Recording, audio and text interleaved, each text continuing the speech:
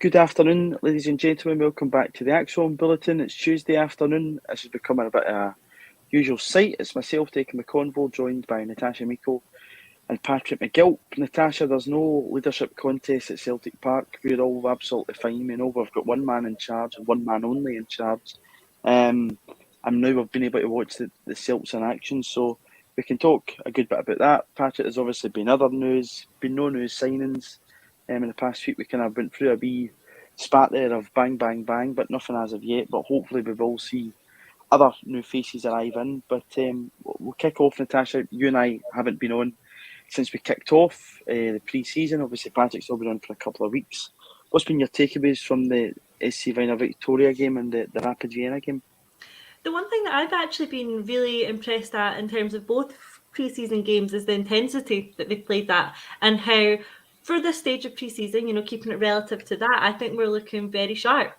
And I like the tempo, I like the attitude of the players, and I like the attitude of the coaches on the sideline. I mean, particularly in that first game, I thought it was a really good opportunity to really clearly hear that communication between the side of the park and the players on the park.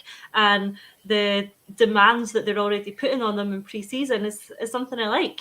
And if you particularly look at the game against Vienna just there, it wasn't really like a friendly. It didn't have many of the hallmarks of a friendly game in it, and it's something that Ange touched on after the game as well. That's a good thing. That's a good thing because it makes it more competitive, it makes it more real, and it advances the stage you're at in the pre-season. So I like that. A couple of highlights for me, even just in terms of the attitude. I think we were 5 minutes into that game.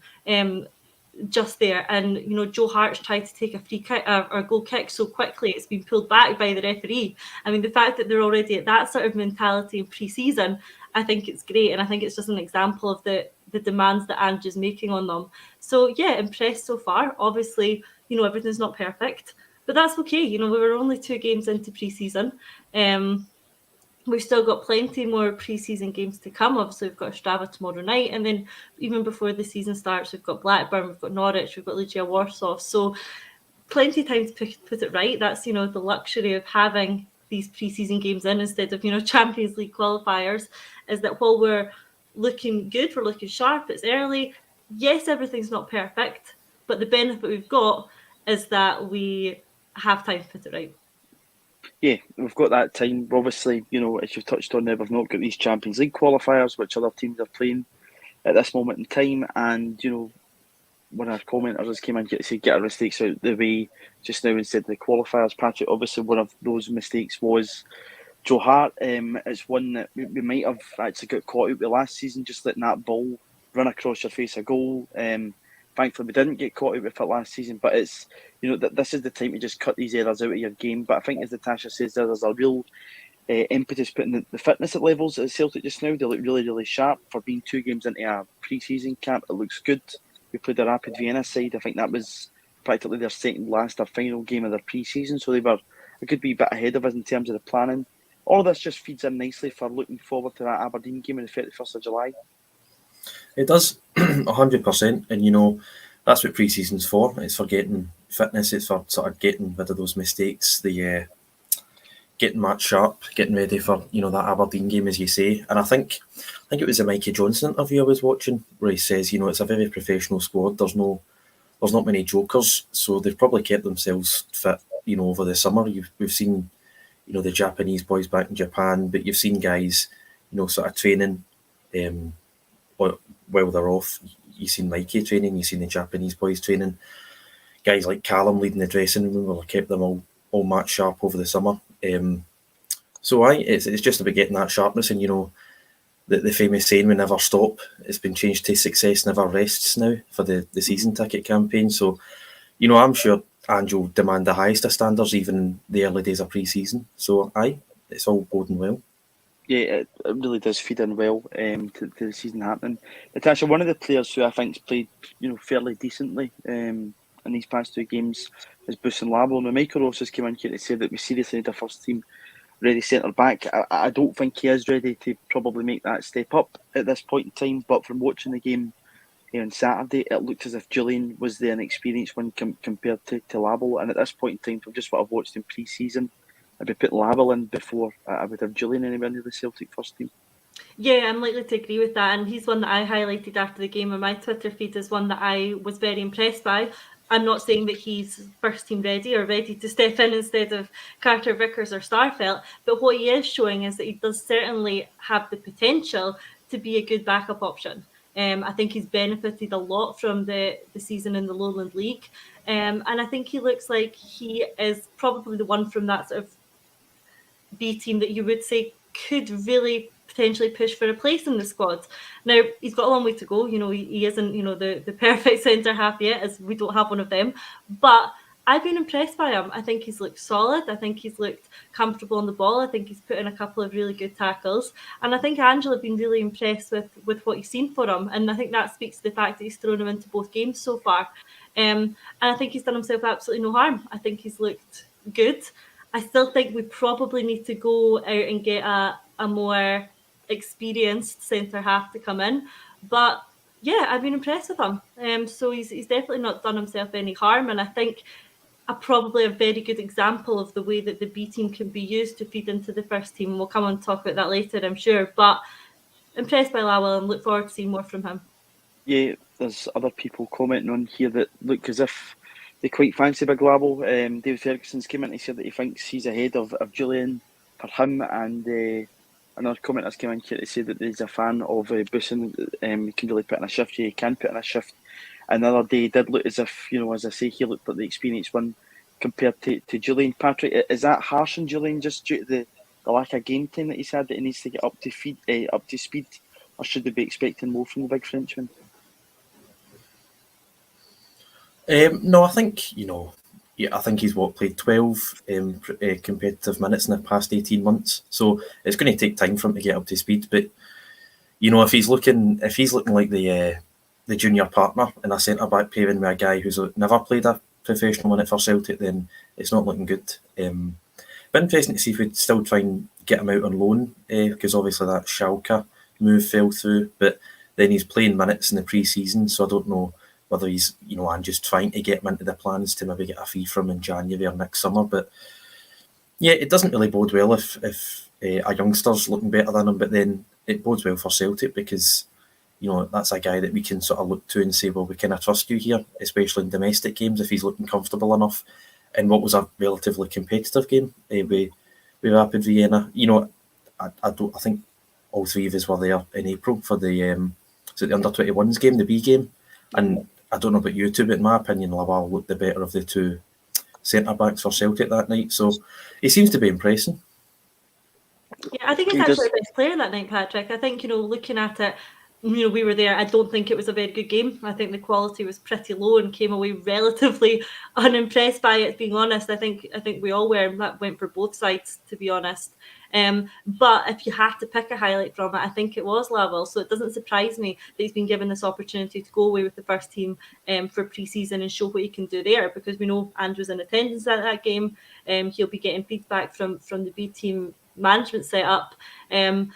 And it doesn't surprise me that he's been taken away, and it's good for him to get the opportunity, especially, we saw him for the first 45 against, our first pre-season game. Obviously, it was a lower level of opposition, so it was going to be really interesting to see how he did against Vienna and that step up of opposition, who are much closer to the start of their season, better in fitness, ready to go in their competitive games. So to put him in against them and him still look relatively solid, I think it's a good sign.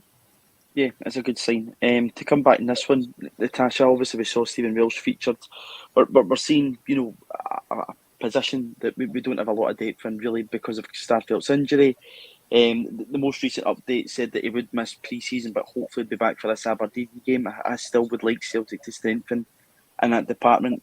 Do you think that Stephen Welsh is first team ready? I certainly think he could go in and do a job for us in the league. I don't think he'd have any problems in that, but I think when it comes to that step up of the Champions League, I wouldn't be too comfortable as going in there. That's no disrespect to Stephen Welsh at this point in time.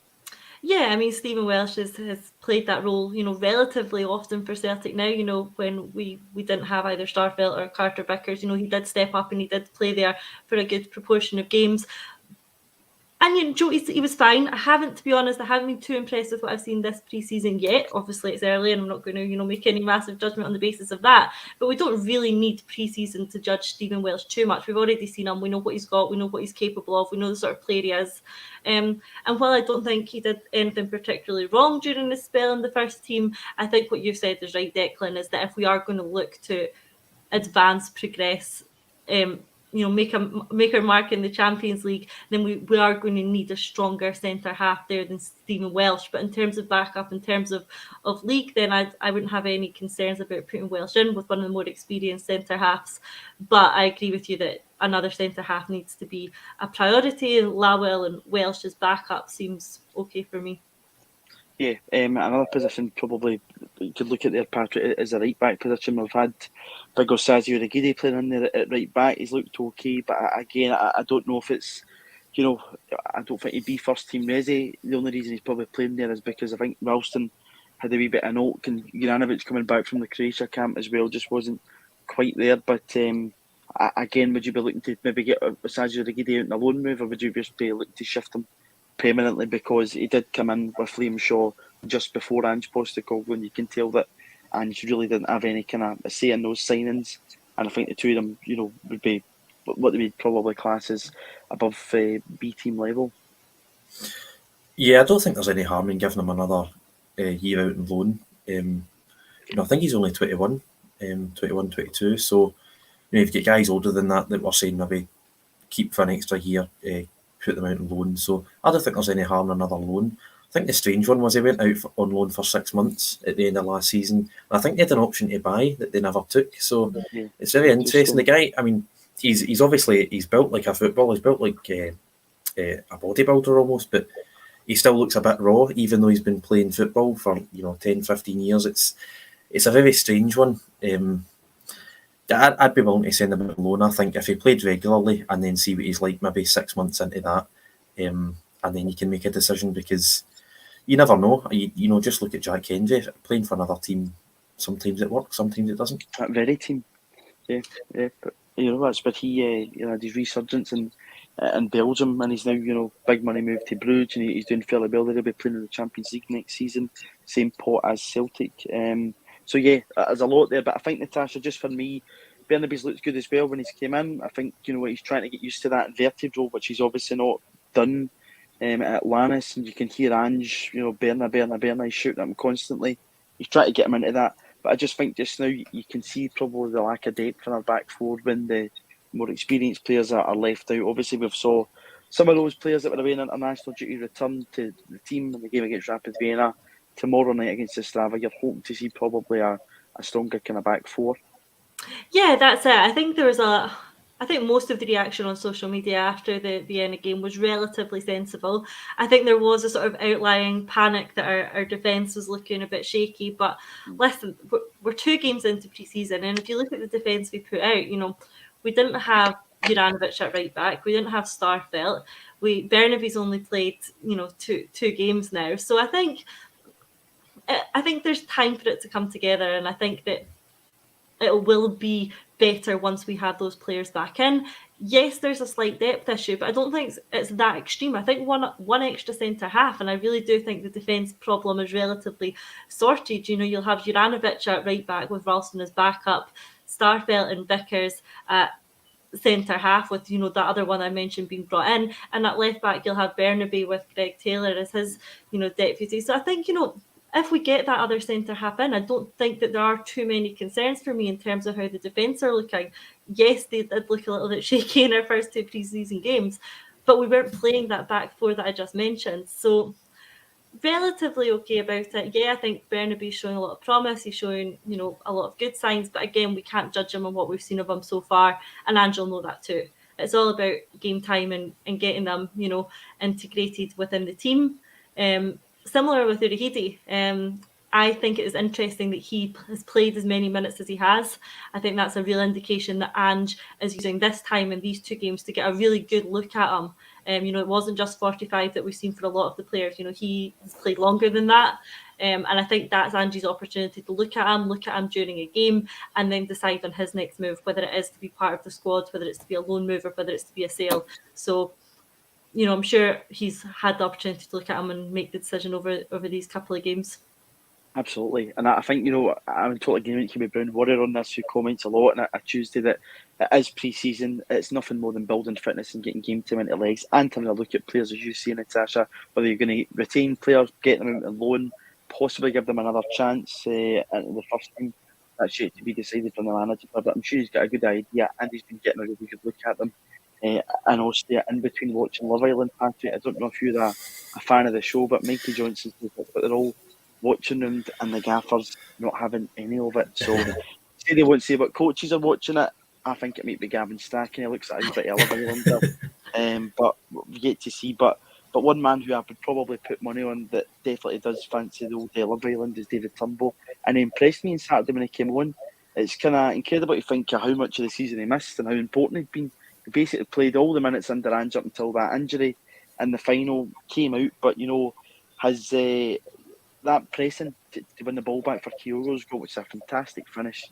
And again, he was in the right position at the right time for the crossover. I thought it looked really good on Saturday. And again, he could be a really, really important player for us going into next season, David Turnbull. Totally. He does look like a Love Island fan, doesn't he? I think it was his birthday a day or two ago. I think he turned 23 or 24. But as you say, I'm a big David Turnbull fan. I think he is a phenomenal player. I think he'd be playing a lot more if we didn't have such quality in the midfield. Hatate and O'Reilly, and then obviously Roger last season. Very tough competition for places. Then obviously Callum McGregor, you can't take him out the team. So it's a shame for him in a way that he's not playing more, but it's a good thing for Celtic. But as you say, he was phenomenal. He started every game under Ange competitively until he got injured. I think he came back, was it late April? Was it the semi-final of Ross County away? He came back, and he played a relatively big part in the last couple of weeks of the season. But another one, if he can stay fit throughout the whole year, he'll no doubt get plenty of minutes and be a key player for us. And he's a fantastic passer with the ball as well, an extremely talented player. So hopefully stays fit for the rest of the season. Yeah, I thought it looked really good on Saturday, Natasha. I don't know what your takeaway was, but I thought him and Kyogo combined perfectly. And again, just having him back and making those runs, I mean, that finish was sublime. But even his assist, it's just really nice to see that bit of quality back into your team again. And they're two players who I think even though we had able deputies coming at the side, O'Reilly's and Yakimakis coming in, I think we did miss them. And I think just getting them back in at the side just makes it a different animal. Yeah, absolutely, and it's that old cliche, isn't it, which I hate, but it is going to be like having a new signing with Turnbull coming back into the squad. He's got talent, he's got ability, and I think he will go some way to, sort of making up for some of the things that we've lost in Tom Rogic. So I am excited to see where he can progress his own career to and his own football to over the course of the season. Interestingly, I was reading an article by the Sportsman just yesterday, and they had ranked the Celtic players by using their own stats in terms of performance over the course of the season and gave a top 5. Now, what it didn't do was obviously take into account that Turnbull didn't play as many minutes as we'd hoped that he would over the course of the season, but for the minutes that he did play, he was our top ranked player in terms of their stats. So interesting and certainly promising, because if he does manage to stay fit this season, injury free, I can see him being a really important player for us and really coming onto a game. And already we're seeing the signs of that in pre-season. I've said, from the end of last season, I think we are going to miss Tom Rogic, the player with that ability on the ball that I don't think anyone else in the squad has. The way he can, make something happen, his transitions from the middle of the park to the forward line are incredible. But I think that Turnbull's going to go some way in sort of, helping address that. So I'm excited to see more for him. Yeah, I think he's a top player. And again, I think that the level of opposition was much better as well from that. Rapid Vienna looked like a better side. He just looked like he fitted in a wee bit more. And again, I think when he does come back at that side, and it's also very good just to kind of add into that how much competition there is in that midfield spot just now, apart from probably Callum McGregor. There's no real stick-ons here.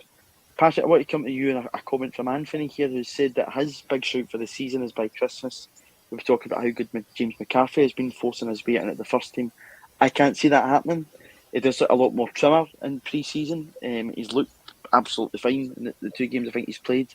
but I just don't see him breaking his way in. And I do think Celtic, we had a wee bit of debate last week with Lawrence in this. I do think we'll go out and sign a number 6 style player. And by the way, Ideguchi so far looks, it doesn't look out of place at all. Yeah, I can't see it either, if I'm being honest. I don't know what age James McCarthy is. He's 33, 32, 33. Have a look what you're talking. He was obviously a quality player, 5-6 years ago for Everton. Celtic probably should have signed him in, 2009, 2010. 2009. So, I mean, it's possible. And as you all say, he's a lot thinner, he's a lot trimmer. He's obviously in better condition. To the best of my knowledge, he wasn't injured last season. He just sort of didn't really feature that much. So the fact that he's not had an injury, it's a bit rare for him. So hopefully he can be closer to match sharpness. And if he is closer to match sharpness, you don't lose it. You don't lose that ability. And he is only, 32, 33, did you say? He's 31 and he'll be 32 in November this year. So, there you go. So not only 6 months older than James Forrest. So, not past it by any stretch. So it's possible, but you say about Ideguchi, and then McGregor played that sort of 6 role last season. So I will struggle to see it, but it's not off the table totally. Yeah, it's not off the table, but I think there's another few people here, Natasha, agreeing with myself. So on Ideguchi, Brown Warrior thinks he will emerge as that player. What's been your thoughts on Yusuke Ideguchi? Because he was the one who came in, probably apart from Daisen Maeda, we knew could do it. He'd won the league, I think, in Japan. He'd been capped, I think, 14, 15 times for the national side, and he was kind of the established one. It's just a pity that we didn't get to see him more after that injury against Alloa, and probably, how close the title race was in his recovery period. But I think this boy's going to be a player for us. Yeah, I'm much more excited about the season that Ideguchi is going to have than the season McCarthy's going to have, to be honest. I don't see McCarthy featuring all too readily. He didn't last season. I don't think he quite fits in with Angie's plans. I would be very surprised if it was Angie's idea to sign. And I don't really see him featuring too heavily in the upcoming season. If I'm honest, Ideguchi is the one that excites me a lot more. I think that he's looked sharp in pre-season. I think he was really unlucky last season, when he got his chance, he got that injury, unfortunate. And we've heard from, players like Hitati, we need to take account of how difficult it's actually been for them to settle in here. It's not just what you see on the pitch, it's not just the training. There's the whole host of, issues that goes with the move that they've made, coming to Scotland, settling into a new country where you don't speak the language, learning a new sort of style of football, joining a new team. He had all that going for him as well. Of course, the others did too, and Hitati's been very honest and come out and spoke about how difficult that has been, and maybe it's been underestimated at times, but Ideguchi's probably going to have faced all these similar issues as well. So, but now he's had a full season under his belt. He's been training with the team. He's come over that injury. He's getting minutes in pre-season, and for him, as well as us, he's got to see this season as his chance to make a real impact on the squad. And I'm sure he'll actually, be pushing 100% to do that. And I can see it happening. We've got that vacancy now in the role that he plays. We talked last week, Declan, and how important we think it is going to be to sign another number 6 for that sort of role. Lawrence disagreed, as we know, but I still think that's the case. But I think Ideguchi has a real opportunity to come in, make his mark in the squad, and going by his pre-season performances, I think he can certainly do that. Yeah, I think he can. I still do think that we will go out and get that other number 6, whether it's just for cover or not, or just rotation between Ideguchi and possibly that other player. Would I be too disappointed if we don't get a number 6? Probably not, if Ideguchi does come into a game, but you do leave yourself probably a bit short there, especially if he gets an injury. I know people will say Callum McGregor can go in there, but we saw him feature there predominantly most of last season, but I was spoken about just as maybe being a wee bit more edgy when it comes to those Champions League game and looking to play maybe kind of 2 controlling midfielders, which was what Brendan Rodgers tried to do with that Olivier and Cham signing, which was, 5 years ago today? Time is passing very quickly. I was at Lennoxtown that day, and I think it was one of the first punters to meet him as he came down in the carway with Mr. Dembele, and it was his birthday, so there you go. There's a wee daft story at Lennoxtown. But as you said, Natasha, these players arrived in, midway through a season. They'd already played a lot of football. That includes Matt O'Reilly. Matt O'Reilly obviously a bit more acclimatised to British football, but Ideguchi's had that spell at Leeds United. It never worked out, but one of those other players who arrived in January who did look out a puffet, at points, Patrick, was Rio Hatate. And other folk are coming in here to say that they think he'll be unplayable this season. Craig also in the comments thinks that we'll be talking about Maeda and Rio Hatate come Christmas, that they are going to be deadly. I totally agree with that, and I think just that full pre-season under their belt and just kind of getting back into the swing of things and into the rhythm of Ange's football is going to do those two the world of good. Yeah, I agree. He did look out of perfect times. He's obviously scored that belt at Tynecastle, 2 against Rangers, and then particularly in derby games actually looked pretty poor. We had glimpses. I think when we beat St Johnstone 7-0 at home, he was phenomenal. But yeah, I think we had 5 weeks off, and then we've had 3 weeks of pre-season now, and he looked really, really sharp in that game on, was it Wednesday? I think it was a particular standout. And Maeda as well towards the end of last season, I think he struggled a bit in February. Aberdeen away, Bodo at home. He wasn't really finding his form, but then towards the end of the season, Maeda was absolutely phenomenal. The pressing and then the balls he was whipping into the box, it was phenomenal, and it's very exciting because I wouldn't quite say they're like new signings, but because we only get a couple of months glimpse of them, to have them for a full season, it's an exciting prospect. And to add Turnbull into that mix, to add Ideguchi, who is a bit like a new signing because we've barely seen him, it is very exciting. And the fact that they all look good just now is, it really does bode well. Yeah, Natasha, we were talking about Daisen Maeda. It's been announced today that Celtic might be taking on Daisen's former club, Yokohama F. Marinos, who we have played before in 2006. I had to look back on that this morning, and Nakamura called the performance a disgrace after it would get beat 3-0. Gordon Strachan said after the game that he knew he could only now trust 12 to 14 players in his squad. Hopefully that isn't the case by the time Celtic roll into Japan in 2023, but it looks as if this is likely to go ahead. Dan Orlowitz, who's on Twitter, who's one of our probably most reliable sources on Twitter for Japanese football, has commented on it too. It looks like a no-brainer. I'm just surprised this never probably happened sooner. But we're obviously jetting off to Oz in November, and it looks as if Celtic's pre-season next year might just be in Japan. Yeah, it was only a matter of time, really. And as our friend Dan said, it's a bit of a tap-in, really, isn't it, in terms of the commercial side of things, the branding, the publicity, the money-making. Yeah, it's an absolute no-brainer. And yeah, one of the games against Yokohama, Dan mentioned the other game might be against Vissel Kobe. Of course, 2 teams who gave us, the players they did, Kyogo obviously from Vissel Kobe. And we've seen from, the pre-season, the affection and the bond that these Japanese players that we have over here still have with their old clubs back there and their fans back there too. You just saw the reception that Kyogo got when he went out onto the pitch at his former club over the course of their holiday. So it's nice that they still have that, and it only makes sense to, from a business perspective, to exploit that, and to tap into that market more in terms of the commercial aspect. And yeah, it'll be a good run out for the team too. The only thing to note, of course, that Dan brought up is the Asian Cup implications. Japan have already qualified for. That's going to be June 16 to July 16. So, that takes up a good chunk of pre-season. So any pre-season schedules for that time slot would mean that some of the Japanese players who are playing for the national team might not then feature in those pre-season games, which I'm sure would be a loss for the Japanese fans. But wait and see. It makes a lot of sense that we're going over there, so I'm not particularly surprised about it, but another good move from the club, I would say. Yeah, I think this is something that Celtic's did really well, Patrick. As Natasha says, a good move for the club. Obviously, we've set up the Celtic FC Japan Twitter account. Those tweets are kind of scheduled for different times of the day to kind of, tune in with different time zones. We see Celtic's teamed up in a collaboration with Vissel Kobe, Kyogo's old team. You can buy mugs, scarves, or whatever else with that deal, and it just seems to make a lot of perfect sense. And again, the standard of Japanese football, which was people laughed at for a good while, not Celtic fans, because we could tell that from what we were watching under Ange, this was the real deal. We know Ange has won the league out there.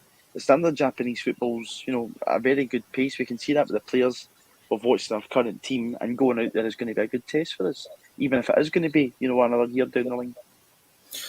Yeah, and you only need to look at Iniesta. His team's in the relegation zone, but if Japan was a doddle, they'd be strolling the league every year. So it's a great standard. We all know that. Some people underestimated it, but that was to their ruin last season. But I suppose the only surprise is it's not happened sooner. We've obviously got the Australia tour in November.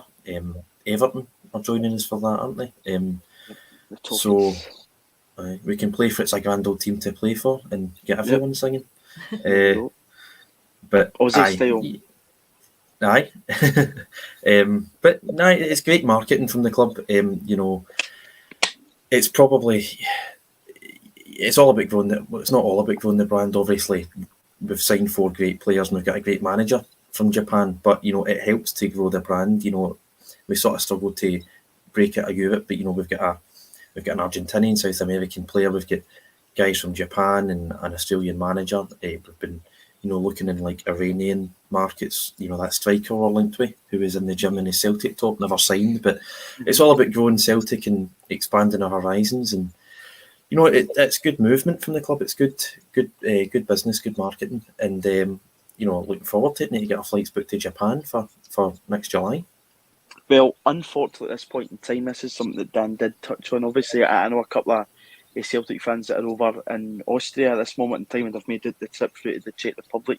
At this point in time, Japan's borders are still closed to any kind of foreign visitors. So hopefully, by the time 2023 comes around, the situation over there, I think with regards to COVID and whatnot, has calmed down a good bit. But that would be a real shame, because I'm sure there's other Celtic fans from around that part of the world. There will probably be a contingent of Celtic fans that would fancy the trip to Japan, get to go over there. So yeah, we'll keep an eye on that one. But just to come back to this one from Little Mai, so he's asking, do we know who of the Japanese players have made it into the Japan squad for the World Cup? We'll be supporting them anyway. Yes, I've got my Japan top at the ready. As of yet, obviously we don't know. I think it's the announcement is possibly September time, maybe October.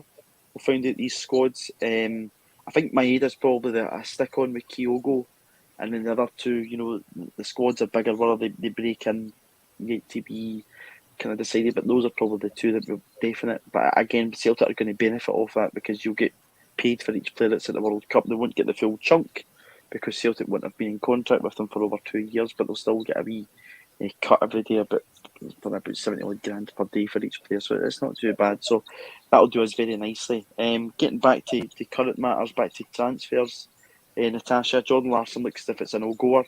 It looks as if there seemed to be a kind of bit of fog kind of around this deal, that it said that Celtic weren't interested. That wasn't the case. It was Jordan Larsson's agents who were contacting clubs to see. Just at this point in time, obviously, maybe Celtic didn't feel the deal was right. It's not a position that maybe looked at. What's your take on this one? Yeah, I mean, I understand why Celtic aren't perhaps moving at this period of time. Obviously, Larsson's agent's in a position that he needs to find his player a club, and he's going to be contacting a lot of different clubs, and I'm sure that Celtic were one of them. And I think, it's been well documented that Jordan is interested in coming to Celtic and sees that as, somebody he'd like to play his football at some point in his career. And I think I was quoted on the shows last week as saying that I probably would have taken him. He's a free transfer by all accounts. He's had a great season in Russia. He's made over 70 appearances for Spartak. He's been capped at international level. He's flexible across the forward positions, which I think is something we know that Ange likes and fits our system pretty well. So yeah, I think regardless of what his second name would be, if you're getting linked with this player on a free transfer, you're going to consider him a good option. Before the situation in Russia, I don't think we would have been able to afford to buy him from Spartak. That stumbling block's been removed, but I think there's now a new stumbling block, and that is that we're well covered, in his position with players like Kyogo and Giacomakis. Yes, he can play out wide as well, but we've got good cover there. We've got Abada and Maeda who can also come in and play through the middle. So we're never going to be able to offer Jordan a guaranteed start, and he's going to look at that depth of player we have in the positions that he plays and maybe struggle to see how he's going to get in front of any of them at this period in time. It could be rotational. I think that'll play a really important factor this season with the number of games we're going to have. But, on top of the perhaps not guaranteed game time, you've got to look at the fact that Jordan's now been linked with teams like, Forest, who are showing interest. They're going to be in the market to offer him huge wages in comparison to what we can. So Well, I think that yes, the idea of another Larsson at Celtic is nice, and yes, Jordan could be a great value to the squad. It's just not quite aligned for him to come to Celtic at this period in time, but you never know in the future.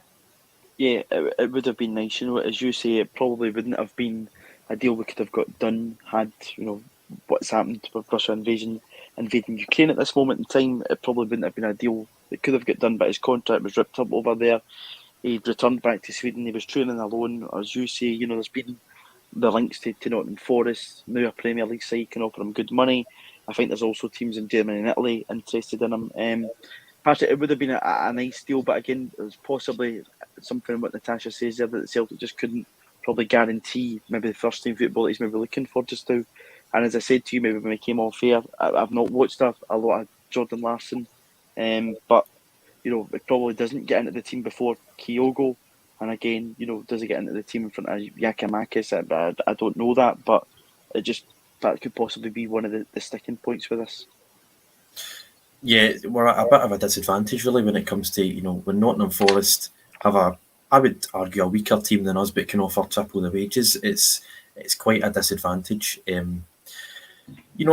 I'd still take them. If he chose Celtic above all those other clubs, I'd still take them. It's probably the best chance we're ever going to get at signing him. So I'd have taken the chance. The shirt sales alone would have made us an absolute fortune.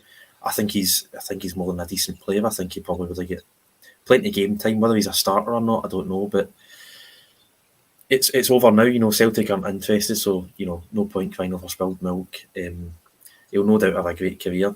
He's a very talented player, but I suppose it's good in a way because it doesn't really tarnish that sort of Larsson legacy. There was rumours of Larsson coming in as a manager or as a coach, and I think 90% of Celtic fans are opposed to stuff like that because you just don't really want to touch that. You just want to leave it where it is because he's arguably Celtic's greatest ever player, one of the most loved players. So best to just leave it alone, I think. Yeah, maybe just best to leave it alone. And again, wherever Jordan chooses, we wish him all the success. And if he does maybe, in later life fancy a trip up the road to Glasgow, and if we're maybe struggling for a striker, I'm sure he'll be more than welcome. One player, Natasha, who looks as if he is on the way to Celtic Park is Dylan Reid. Now, we saw him, I think I'm correct in saying, feature against us in that game just after the League Cup final when we had all the COVID call-offs as did St Mirren, but we were held to a 0-0 draw. I remember I had COVID. I'd just taken it that day. Christmas was ruined. Watched Celtic draw 0-0 with St Mirren. Things were not too good. And then I flicked on Twitter and everybody had us losing the league that night. So yeah, it wasn't the best 24 hours, but this looks at a deal that could be a goer. And do you think this is going to be straight into the B team? And Juan just said that he's basically leaving B team recruitment to the coaches involved in that, whether that's Stephen McManus, Darren O'Day, etc. But supposedly maybe just to get the deal over the line, Ange Postecoglou's had that chat with him and maybe re-emphasised that if you do impress here in this B team, or possibly a loan move out, that's maybe yet to be decided. You will get your chance in the first team. Yeah, I think it's great that we're able to attract that kind of talent. A key element of our model has to be securing the best young talent in the country, and not only attracting them and getting them to Celtic, but retaining them. We need to make sure that these young guys, these top talent at that age group, believe that Celtic is the best place for them to progress with their football, develop as a player, develop their career. And I think now with the way that we have the B team set up, I think we'll see a lot more of that ambition of making the Celtic this great option for young Scottish talent. I think we'll see more of that be able to come into reality with the evidence of this B team pathway. And I think the potential signing of Dylan Reid proves that. Despite interest, I believe, from clubs like Benfica, he's thought that, okay, Celtic probably going straight into Celtic B team with a potential pathway to the first team. That's where I want to play and develop my football. I don't think he's good enough to come into the first team yet. So I think it is more likely to be B team, but he only has to look at players like we've talked about over the course of this show, players like Boston Lowell, who has had a really good season in the B team, and now he's away in Austria training with the first team and featuring in our pre-season games. And I think that more that time goes on, now that we have the B team set up the way it is, the more time goes on, we'll have more examples of players like Boss and Lawwell to show that the B team is a realistic pathway to the first team. And having Stephen McManus in charge of it now, with his previous links to the first team, having them training exactly the same way as the first team, making it less of a separate team, but more of a proper B team, a real pathway, I think is going to be great for youth development, and we need to get the best youth talent into that team to help develop them. So I think it's a good example of that, and a good bit of business by the club. Yeah, I think it's good business. Patrick, what's your take on this? As another Patrick coming in to say he thinks that the B team is wasted in the Lowland League, but we need a better setup than that. What's your thoughts on it? Because Celtic were well off the pace last season in the Lowland League. They didn't win it. Bonnie Rig Rose, I'm sure Amy, our very own Acsom contributor, would remind us that Celtic didn't win the league. Bonnie Rig won the league. And from what I watched, certainly in that game at Celtic Park between Celtic and Rangers, Celtic looked well off the pace of that Rangers team in that night. Yeah, I don't know about well off the pace. I thought it was just a poor game. We never looked like scoring.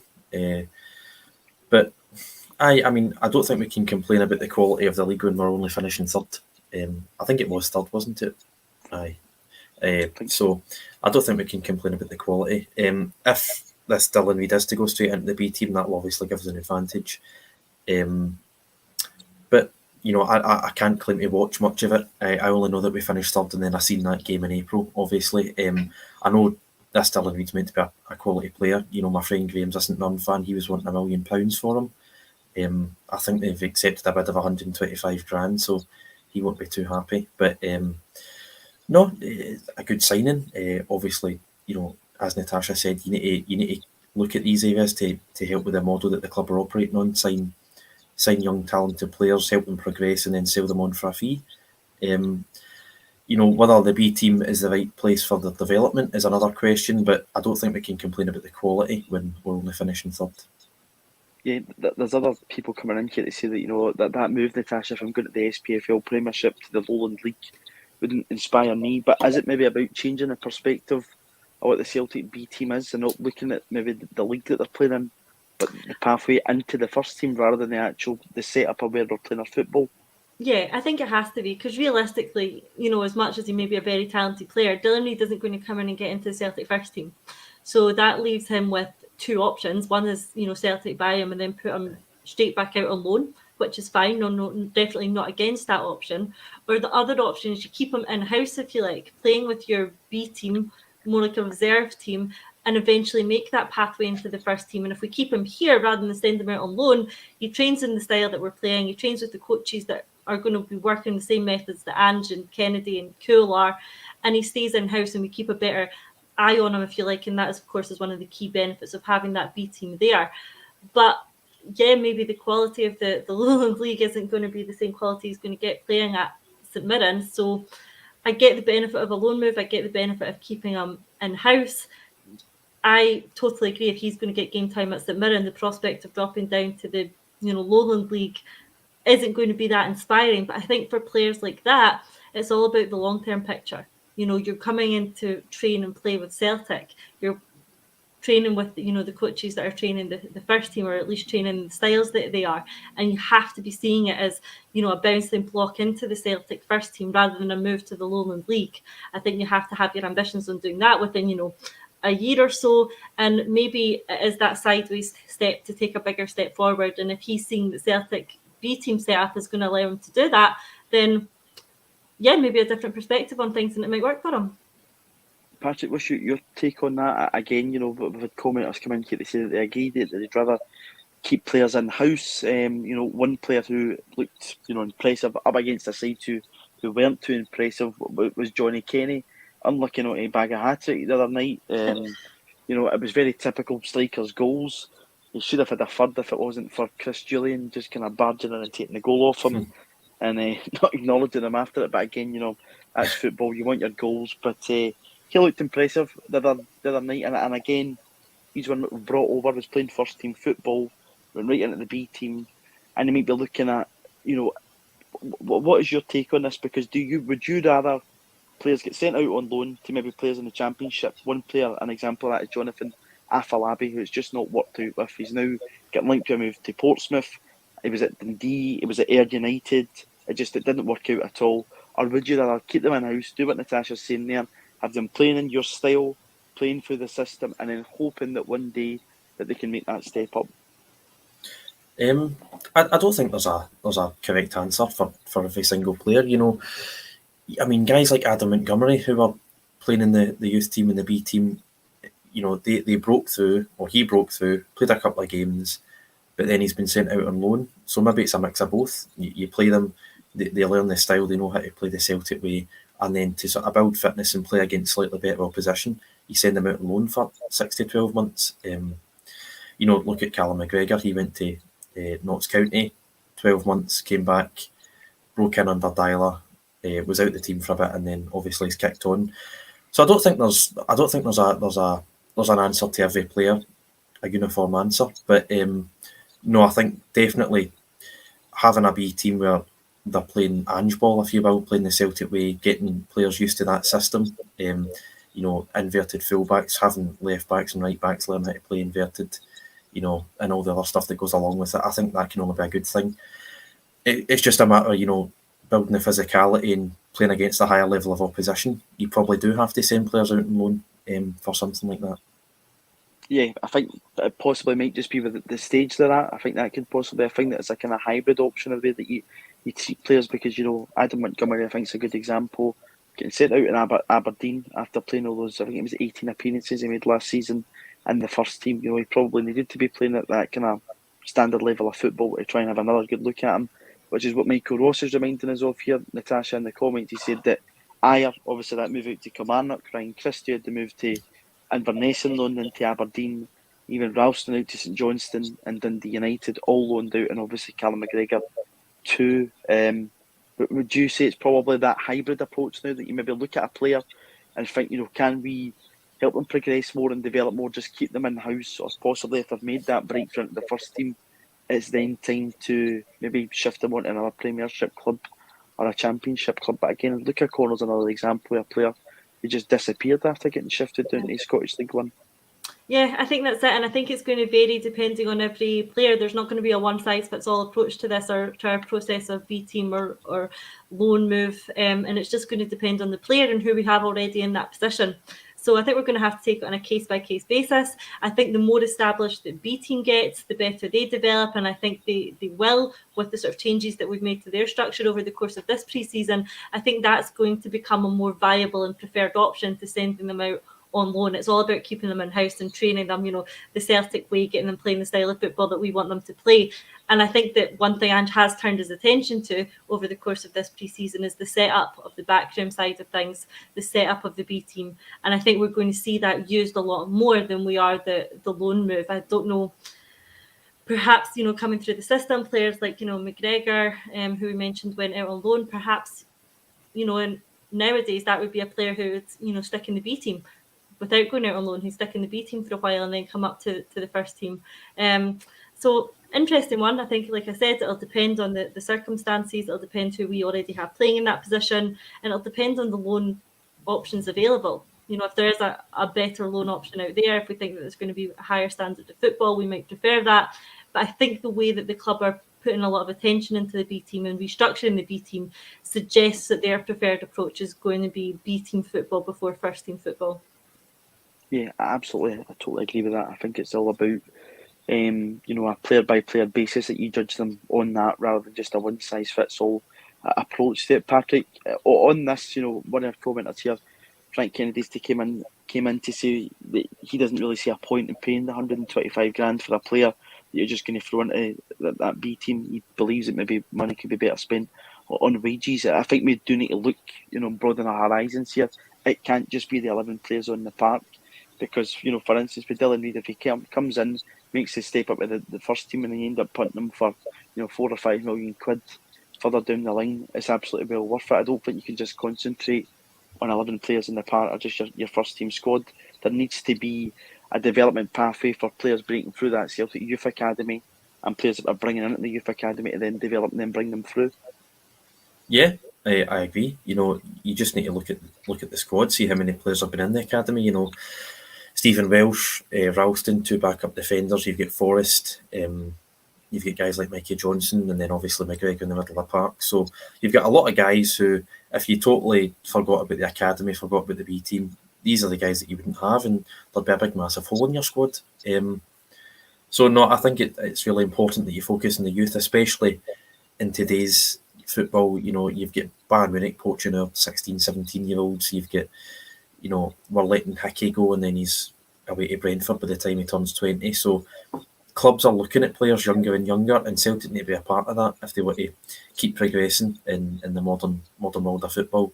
So you can't just be signing players for a fee at the age of 20 and 21, because you might still be able to compete, but I think it'll be more expensive in the long run, because you're missing out on these, even if it's just a development fee for someone like Dylan Reid. If he was to move on in a few years' time, that's, you're either getting a player or you're getting some sort of fee. So I think it's important that we take that side of the game seriously. Yeah, absolutely. Natasha Craig's come in here to say that he believes the academy and the B team should be a massive focus for a club like Celtic if they really want to become a serious force in Europe. I remember this got brought up at an AGM a good few years ago.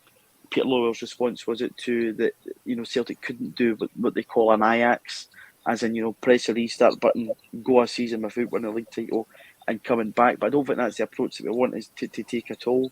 We wanted to take that mixed approach where you invest, you try and develop players that can come into that first team. It will save you shekels down the line, because you'll have a conveyor belt of players that will just go into that team. And again, it's kind of that old thing, but we like our traditions at Celtic, and homegrown players are the ones that we always attach ourselves to almost naturally, and it's always been something that's been successful for the club throughout the years. Yeah, I think, there's a difference between doing what Ajax are doing and investing a little bit more in our youth. I think there's a massive gap between the two approaches, and we need to try and position ourselves somewhere in the middle of that. It just makes sense in the long run. I think it's been far too rare that we've had a player go like Kieran Tierney did, bring him through and sell him for the money that we did. I think before that, you're probably looking back to players like Aidan McGeady. And if you're only able to name like two like that in the sort of spell that we're talking about, that isn't quite enough. I want to be bringing through, a lot more of that type of player, some of them too, who will maybe stay at Celtic for their full career, like James Forrest, Callum McGregor, and some who won't, like Aidan McGeady and Kieran Tierney, who will sell on for a profit. But we're not bringing through enough players like that. I want to focus on making sure that there is that next generation lined up, and it's not just once every 5 years, once every 6, 7, 8 years that we're able to sell a player like Kieran Tierney. That needs to be happening a lot more often.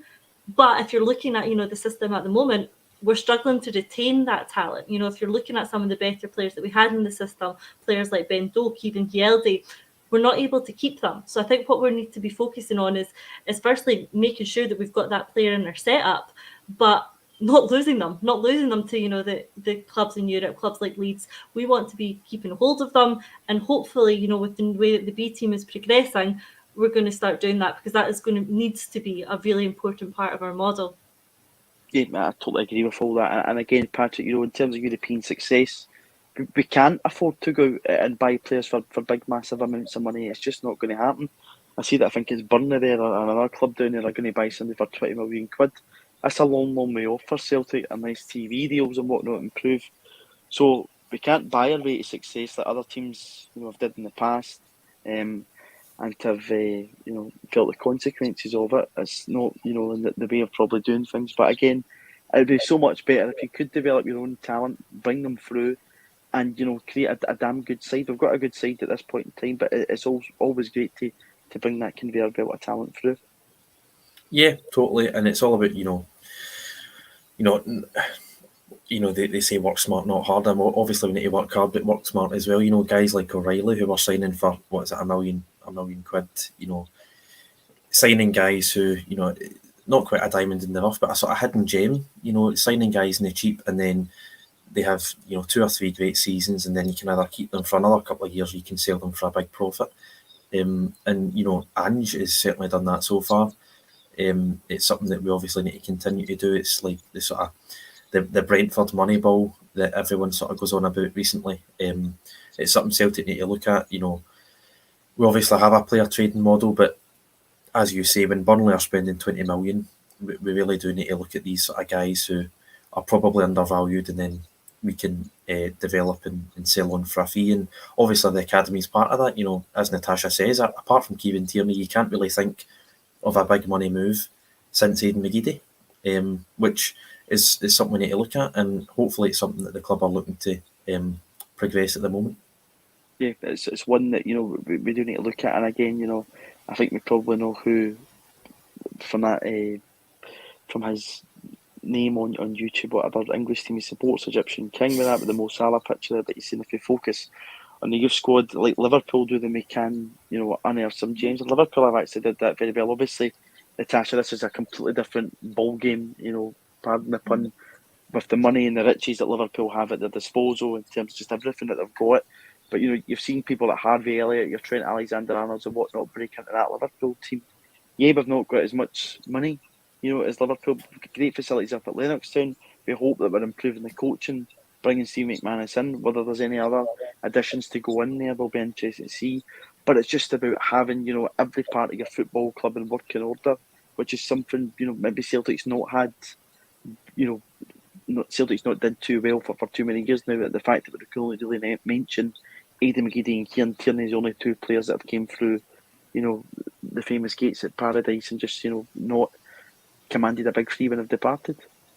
Yeah, and I think it's something that Andrew's maybe turning his focus to slightly more now. I think obviously his first season in charge, he had a big enough task on his hands with rebuilding the first team squad. That was well documented. That was going to take up a lot of his time. But, you know, he's come through that, had a very successful first season, and now, you know, he's got a bit of a longer pre-season. There's not the size of the rebuild. You know, we've not got these qualifiers coming up. So he's had a bit more time, and I think what he's turned his focus to a bit more is the backroom operations. He's looking at analysts. He's bringing in people in that sphere. He's reshuffling the B team management setup. He's moving his coaches around. He's bringing people like Harry Cool in. So I think, yes, he has been focusing on the first team for last season, understandably, that's what we wanted. But now maybe it's time to have a look a bit more closely at how some of the other things around the club are run, how the backroom systems run, how the B team systems run. And hopefully the more he turns his attention to it, the better it gets, because, you know, everything he's done so far seems to be turning to gold. So hopefully, long may that continue. Yeah, this was another example of a player that we bought in for a very, you know, low fee. But I think, you know, our point was just coming right through, you know, from young boy through to man and then going for the fee. But yeah, that was an example of Celtic doing very well with that business. Patrick with Jeremy Frimpong, I think it was, you know, a few $100,000 and we sold him on for 11 million over to Bayer Leverkusen, and he's became, you know, a real key player for them. Obviously, we saw him featured against us last year in the Europa League, and, you know, you never know, you could get drawn against Bayer Leverkusen again in the Champions League. I think they're in pot 3, so we could see them again. Just kind of returning where we're in the, you know, talk about, you know, youth and academy players coming through. Probably I missed to, you know, talk about Michael Johnston. He's came back returned fit. He's looked fairly decent. Patrick, I know you were a big fan of him when he broke into that Celtic team. It's wavered a wee bit with just his injury problems. Is this last chance saloon for the Celtic winger this season? Yeah, I think it is probably. I think last season it would have been if he wasn't injured, but I think injury or no injury, I think this season's probably his last chance. You know, I still don't doubt he's got bags of natural ability. It doesn't seem to work. You know, he doesn't seem as physically ready as the rest of the players. He doesn't seem to have bulked up when he gets to that sort of 19-20 age the way, you know, Tierney did back in 2017. You know, I'm not quite sure what it is. His decision making, I think, he's obviously a confidence player. You know, I think I remember the 3-2 game in December, the European night. It didn't matter. The Betis game. Yeah, the Betis game. I was thinking of a French team there. But I think he tries to square it when he should just shoot. It was Lille the year before. Same scoreline. I don't actually think he played in that game. No, it's the Betis one. He squares it to someone, and it's just the decision making's all wrong, because I don't think he scored for Celtic in 2.5 years. I think it's Ross County away, 2019, December. It's the last time he scored. So I think if you could get a competitive goal early this season, I think that would do him the world of good. But probably last chance saloon. But fingers crossed it works out for him. Natasha, on that point and being a confidence player, I don't think he's going to get the game to know that he maybe needs to kind of get that confidence up. Obviously, we've signed Jota for over £6 million. You know, Maeda signed permanently. Abada, who is younger, I think, than Michael Johnston, just, looks a far better player than him. And obviously we've got James Forrest in a new contract now, so I don't really know where Michael Johnston kind of fits in at Celtic to get that game time that, Patrick touched on, that is probably needed for him. Yeah, for me, unfortunately for Michael Johnston, there are too many players in the positions that he can play that are better than him, that are more established in the squad, that are, that are advancing him in terms of game time and football ability. And it's just unfortunate. So right now, I don't see him breaking into the first team squad. He's not going to displace any of the players that you just mentioned.